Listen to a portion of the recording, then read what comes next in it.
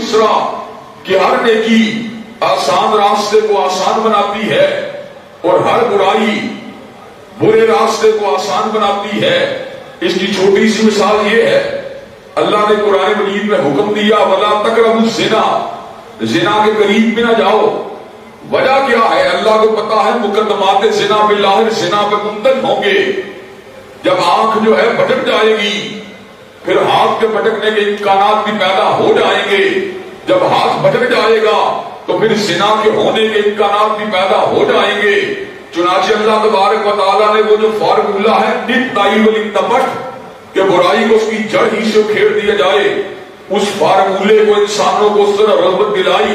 یہ کہاں جا رہے ہو، کہاں بھٹک رہے ہو، تمہیں اس راستے کے قریب بھی نہیں جانا چاہیے جو بدی کی انتہا کے اوپر منتج ہو. غیر محرم کی حلوت بھی نہیں جانا چاہیے، غیر محرم سے غیر ضروری گفتگو بھی نہیں کرنی چاہیے. چلتے چلاتے بات آئی ہے تو کہہ دینا چاہتا ہوں، ایک مرتبہ بہت ہی بڑے لبرل اینکر ہیں، وہ میرے گھر آئے.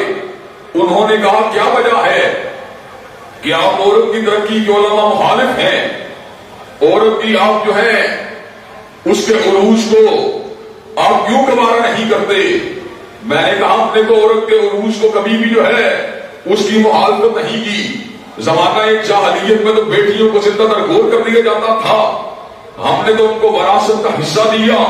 زمانہ جاہلیت کے اندر تو بہنوں کو ایک نکاح میں جمع کر دیا جاتا تھا، ہم نے تو اس بات کو حرام قرار دیا، یعنی شریعت نے اس بات کو حرام قرار دیا. زمانہ جاہلیت میں تو ستیلی ماں سے نکاح جائز تھا، ہم نے تو اس نکاح کو حرام قرار دیا، یعنی شریعت نے حرام قرار دیا. زمانہ جاہلیت میں عورت حقیر تھی، اللہ تبارک و تعالیٰ اس کے حبیب نے تو عورت کو رحمت قرار دیا. سیدہ فاطمہ کا اٹھ کے استقبال کیا، سیدہ فاطمہ کو زہرا کے ماتھے کے بوسے کو دیا، سیدہ فاطمہ کو زہرا کے دست مبارک کو اپنے لبوں سے لگایا. حضرات گرامی کا وہ کون تھا جس نے امہات المومنین کو اتنی شان و عظمت دی، اتنا پیار کیا کہ کبھی بھی ان کو زندگی کے اندر کبھی ہاتھ سے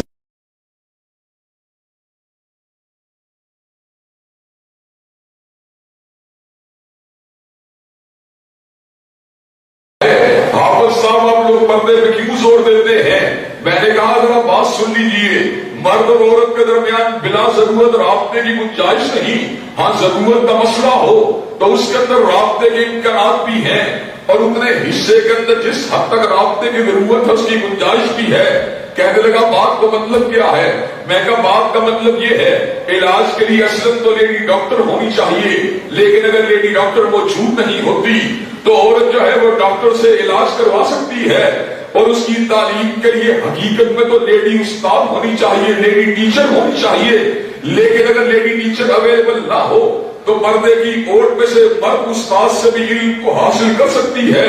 جس طرح اس وقت میری آواز خواتین کو جا رہی ہے، انٹریکشن تو موجود نہیں ہے لیکن میری آواز ان تک پہنچ رہی ہے. اس انداز سے اگر علم کو حاصل کرنا چاہے تو عورت جو ہے وہ مرد سے علم کو بھی حاصل کر سکتی ہے. ویسے تو اس کو کسی پختہ عالمہ سے مسئلے کو پوچھنا چاہیے، لیکن اگر کسی وقت مجبوری ہو اور پختہ عالمہ میسر نہ ہو تو کسی پختہ جہاں دیدہ بزرگ عالم دین سے مسئلے کو پوچھ سکتی ہے. حضرات گرامی قدر میں نے کہا جب ہم بلا ضرورت جو ہے انٹریکشن کی مذمت کرتے ہیں اور ضرورت کے تحت اس کی کچھ کی گنجائش کو دیتے ہیں تو پھر ہم عورت کی ترقی کے مخالف کیسے ہیں؟ میں نے کہا دنیا کا وہ کون سا باپ ہے جو اپنی بیٹی کی آزادانہ انٹریکشن کو کسی غیر مرد سے گوارا کرتا ہو؟ دنیا کا کون سا بھائی ایسا ہے جو اپنی بہن کی آزادانہ انٹریکشن کو غیر مرد سے گوارا کرتا ہو؟ دنیا کا کون سا بیٹا ایسا ہے جو اپنی ماں کی غیر ضروری انٹریکشن کو غیر مرد سے گوارا کرتا ہو؟ وہ لبرل اینکر تھا، وہ میری طرف دیکھتا رہا، دیکھنے کے بعد اس نے اپنی نگاہوں کو جھکا لیا، نگاہوں کو اٹھا کے یہ بات کہنے لگا حافظ صاحب بات تو آپ کی ٹھیک ہے، آپ نے درست کہا ہے. جب اللہ تبارک و تعالیٰ کی حدود کے اندر اس بات کی گنجائش موجود ہے، اس کی حدود اور اس کے دائرہ کار میں رہتے ہوئے اس بات کی گنجائش موجود ہے، عورت علم کو حاصل کر سکتی ہے، عورت علاج معالجے کو کر سکتی ہے، کروا سکتی ہے، عورت جو ہے اپنے مطالعے کو بڑھا سکتی ہے، عورت عالمہ بن سکتی ہے، عورت حافظہ بن سکتی ہے، عورت محدثہ بن سکتی ہے، عورت اسکالر بن سکتی ہے، تو واقعی پھر تو اسلام اس عورت کی ترقی کا مخالف نہیں۔ حضرات کرام کی قدر، یہ قرآن یہ در حقیقت عروج کی کتاب ہے۔ اس نے جہاں پر زندگی کے بہت سے عقدوں کو حل کیا، وہاں پر میں نے گزشتہ جمعہ آپ کے سامنے اس بات کو رکھا تھا، اس نے اور بہت بڑے عقدے کو حل کیا۔ اس نے رہنما کا بھی بتا دیا اور مقتدی کا بھی بتا دیا کہ رہنما کون ہے۔ رہنما ایک سے زائد ہو اتباع مشکل ہے، ایک ہو اتباع ممکن ہے۔ اگر میرے دو رہنما ہوں، ایک سادہ کپڑے پہنتا ہو اور ایک جھلمل کرتے کپڑے پہنتا ہو، جھلمل کپڑے پہنتا ہو، بڑا سوٹڈ بوٹڈ ہو کے رہتا ہو، میرے دو رہنما ہوں، ایک سادہ کھانا کھاتا ہو اور ایک مرغن گلا کھاتا ہو، میرے دو رہنما ہوں، ایک جرأت مند اور بہادر ہو اور دوسرا سمجھوتے کا قائل ہو، میرے دو رہنما ہوں، ایک سچائی سے پیچھے ہٹتا نہ ہو اور دوسرا مصلحتاً جو ہے سچائی کے اندر جو ہے لچک کو گوارا کرتا ہو۔ حضرات گرامی قدر، مجھ کو زندگی کا معیار نہیں مل سکتا، مجھ کو زندگی کا پتہ نہیں مل سکتا، مجھ کو زندگی کے عروج کا راستہ نہیں مل سکتا۔